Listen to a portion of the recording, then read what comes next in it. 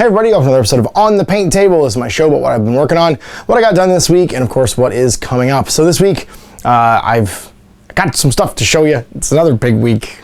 I painted like 30 models. Not as many as in some past weeks, but still quite a few. And this was all the stuff that I was painting up in the last few weeks to get ready for the latest addition to the Warhammer 40,000 universe of games, which is Kill Team, which goes off for pre-order today, and which, of course, this week you saw my review and Let's Play on. So, a fabulous box of terrain. I've gotten 7 million questions about how I painted these ruins, so I'm going to give you the in-depth knowledge of how to paint the ruins in this set in about an hour. It was super fast. It took significantly longer to build them than to paint them. And of course, I'll give you some tips and stuff on how I painted my Mechanicus stuff and my Genestealer cult as well. I also painted some add-ons for them, just so that when we're running a campaign, or even just doing match play games, I can do some sort of like force selection outside of what just came in the box. So, without any further ado, let's take a look at what I got done and what is coming up. All right, so first things first, here is the finished pile. We have all of this good gubbins out of the Kill Team box set, which was the primary focus of painting this week. I have right here my Skitarii Vanguard and Rangers that come in the box set. I do recommend if you build the box, build one of each. It just gives you more options throughout the campaign, and you can easily get a bunch of special weapons in there too. So I have an arc rifle, and this is a plasma caliber. That means I get 2 gunners as well, right out of the box set. And then I painted up some Rust Stalkers, the crazy melee unit, who have their arms and legs amputated and have stuff grafted to them. They have like super fast walkie legs and lots of melee weapons grafted to them. So I have some of the big guys too for the whatchamacallit, the Adeptus Mechanicus list. And this is all but basically one of the units now for Kill Team. I could build a second. I wanted to give my options open for 40k, so I didn't build like a half and half of this box, because this also builds the Infiltrators, who have the stub carbines and power swords, who are pretty cool too, but I felt like these guys were better. I have shooting units over here already, so having some stabby guys just seemed like a better idea. And I painted 2 with the leader has a Chord Claw and the Razor Blades. No, Transonic Razor something. The Double Blades. And then the rest of them have the Chord Claw and Transonic Razors, I guess. Oh, yeah, Transonic Blades, Transonic Razors. Yeah, this gives me tons of options in Kill Team. For deploying kill teams from the Mechanicum for the Fortis Binary campaign. And then here's their adversaries from the box, from Fortis Binary. We have the former mining union of Fortis Binary in their suits. Now the inspiration for this was, I should actually talk about how I painted these first. I airbrushed all of these just solid Ironbreaker, GW Ironbreaker, and then picked up the details, washed them all with nominal gloss, and then just highlighted them. There's real simple painting on these guys. And the same over here. These guys were actually sprayed with a Tremclad chalk paint. It was like a gray primer for the Genestealer cultists. And that gave me this awesome color for their mining suits, which is straight out of, what's it called? Alien. I wanted them to look like the spacesuits from Alien. And that's why I did them in this like sort of dirty beige stone color with orange accents, because obviously they're like hazmat suits. And then much the same, these guys were then having all the details sort of picked out over top of that beige. I dry brushed them first, actually, with, what's it called? Something, Recarth? No, the white, the super light Recarth Flesh. I don't remember the name. It's like an almost white. It's like an off-white, eggshell white. And then all the details are picked out and they're washed with Agrex gloss, because that's how we do when we're trying to paint. When we got to paint 30 models in like 2 days, we do lots of base coating, airbrushing, and washing. And then I add some Genestealers. And if you don't recognize these Genestealers, it's because they're from the Space Hulk box. Because I'm one of those guys that just happens to have like 3 or 4 open copies of the 2010 Space Hulk lying around. And actually, I have one that was like lightly pillaged, I think, for Marine. So I just went in there and dug out some Genestealers to paint, giving me these cool poses and stuff. Now, can you tell me what's wrong with this Genestealer? Da, da, da. Can you figure out what's wrong with this sculpt? I think the sculpt's hilarious. And if you can figure out what's wrong with it, I'll think it's awesome. We got the crouching one here, doing his like, I'm not quite a Broodlord pose. Maybe I'll grow up into a Broodlord. And then we got one of the gliders, I guess we'd call them, who are doing the dance, the one leg dance. And I just put them on 30 mil bases, so they're ready to play with. I had to trim, so they have these like big long flat bases, because Space Hulk, they don't come with round bases. I just trimmed those and stuck them on. to give them like something to stand on. And this was actually just like a plastic gene store I just had. I think Chris Salmon gave me this. That's right. For my Necromunda gene store cult, he gave me this guy. And I had him in a bag, so I painted him too. So I have 4 gene stores. I should paint a 5th just so I could use them in 40k, but I don't think this is ever going to be a 40k army. This is likely just going to be a project that I do for Kill Team and Necromunda / Shadow Armageddon, because I like the idea of having these guys as just a fun narrative element that you can use in all kinds of skirmish games.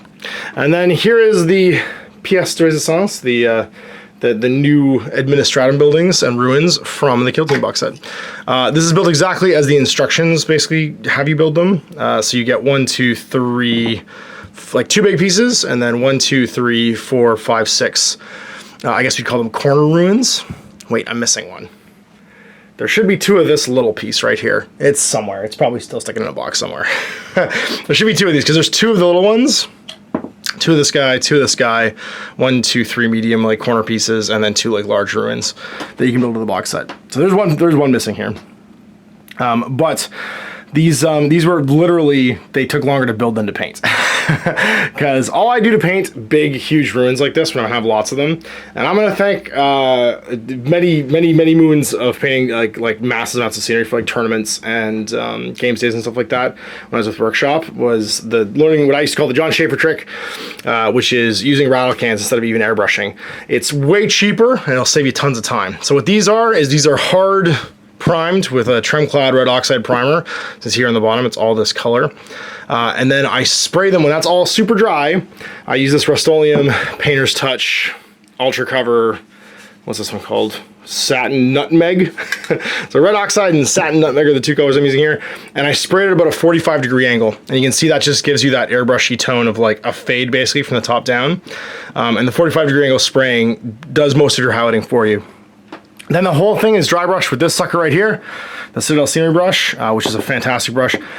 If you're looking for something like this, you can probably find it at Craft Store and Michael's. It's just a soft end. It's like a large makeup brush, basically, with really robust bristles. And the same kind of brush. I just happen to have one of these. You can probably find somewhere, you know, like your local DIY or craft store if you don't have a Warhammer store or a Games Workshop store near to you. And that was just dry brush with beige. And again, what you want to do is you want to dry brush top down. So you get lots of paint on it, dry it off really well on a piece of paper. I actually prefer using paper than paper towel, because the paper actually lets it dry, because it lets the air get as it's not absorptive, and then dry brush down. Downward strokes. You want so it's the illusion that you're getting from this is you want the lightest colors on the zenith basically, and then the fade to go downwards. So when you're doing your dry brushing, just make sure it's always going the same direction, top down, and you'll get this nice sort of like faded old architecture look that I have in this. And then everything was just picked out afterwards, so I can grab one of the bigger pieces because it's probably a better thing to show you.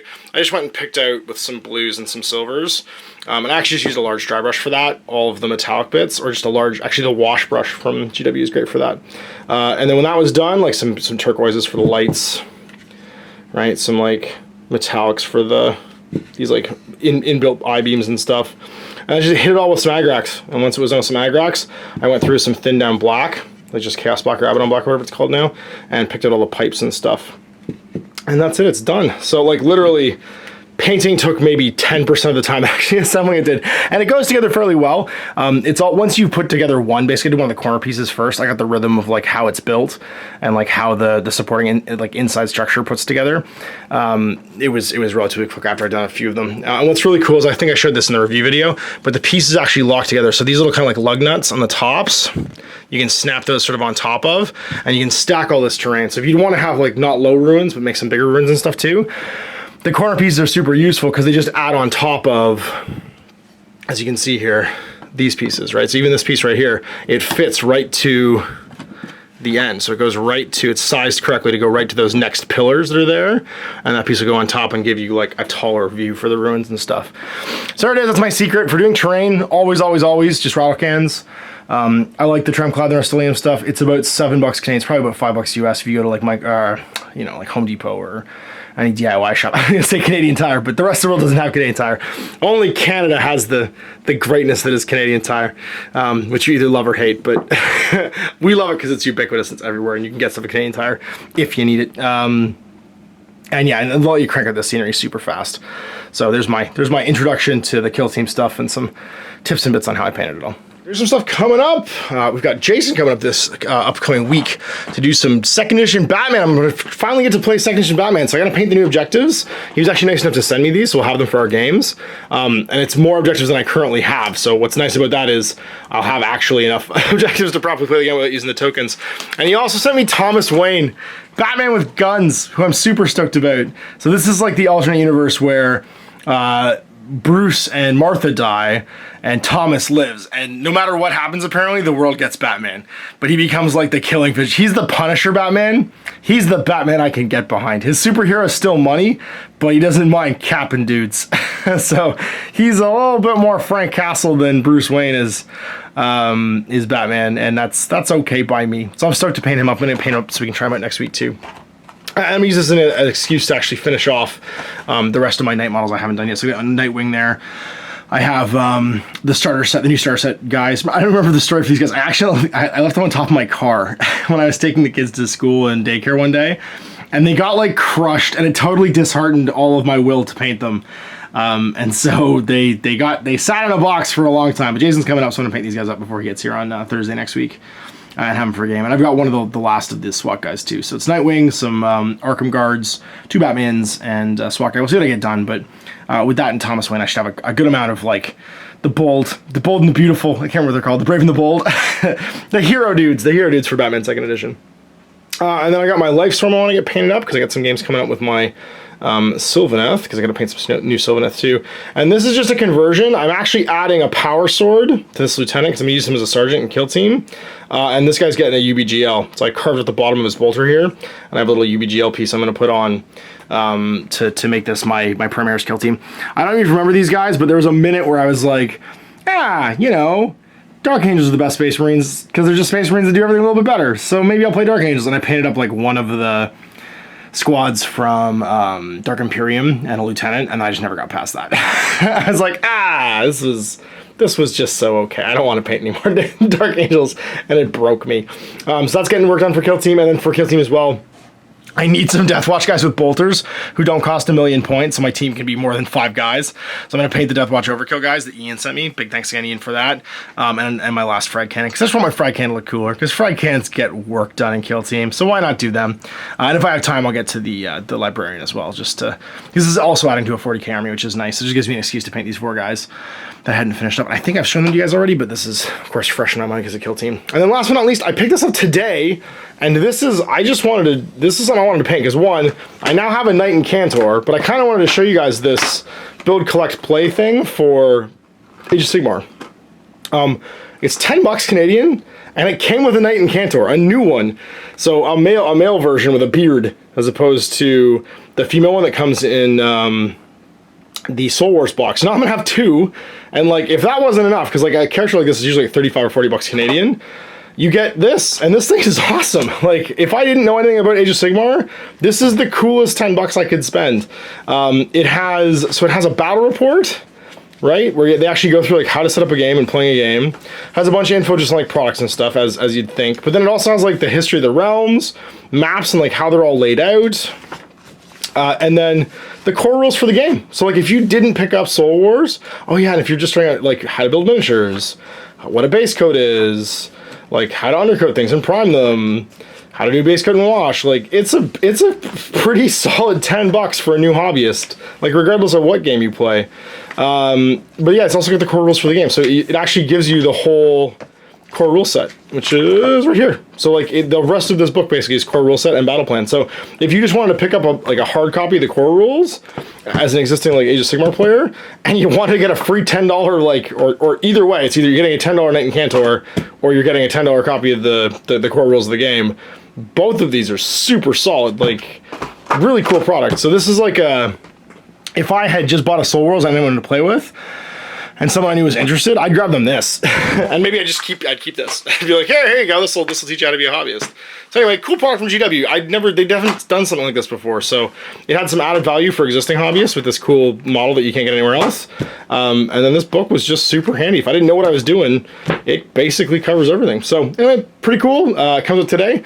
Of course, the pre-orders are up for Kill Team 2, if you guys are interested. So check it out. And that's it. That's what I got done this week, and that is what is coming up.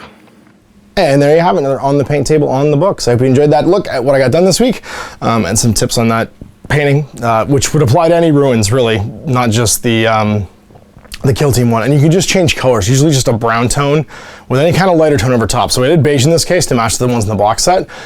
But you could do gray, you could do green. Actually, I use the same thing with green for my stuff from the Sector Mechanicum box set. So that red oxide underneath pretty much any other lighter overtone gives you just this great like dirty rusty look on terrain. So it's a good useful tip for basically anytime you're painting stuff. And yeah, and then of course lots of cool stuff coming up. Getting to Batman second edition finally, which I'm excited about. Cool new stuff for AOS, and of course working on more stuff for Kill Team. Kill Team's kind of like a virus. I built a bunch of Kill Teams, and now I just want to keep building Kill Teams. And I am eyeing the Infiltrators and the Acolytes and the other hybrid stuff for Gene Stealer cults. But then there's other things you haven't seen yet that are coming too. And I can't show you, but we'll keep you in suspense. Anyway, we'll see you next week. You can check out what I got done then. Until then, I'm Ash. Have a great night. I hope you enjoyed that video. If you want to support the channel, of course, like and subscribe and hit the little bell below so you get notifications when I post future content. I do post stuff 7 days a week. If you want to support the channel further, you can, of course, buy a t-shirt through Spreadshirts, buy a measuring gauge or objective markers from Death Ray Designs, or, of course, most importantly, there is Patreon. Patreon is what makes all this possible, keeps the lights on, pays for the studio costs, pays for the equipment, model costs, and everything else, and most importantly, puts food in my kids' bellies and a roof over their heads. Big thanks to everyone, past, future, who supported me. I do this stuff because of you guys, and of course, I will continue doing it as long as I can.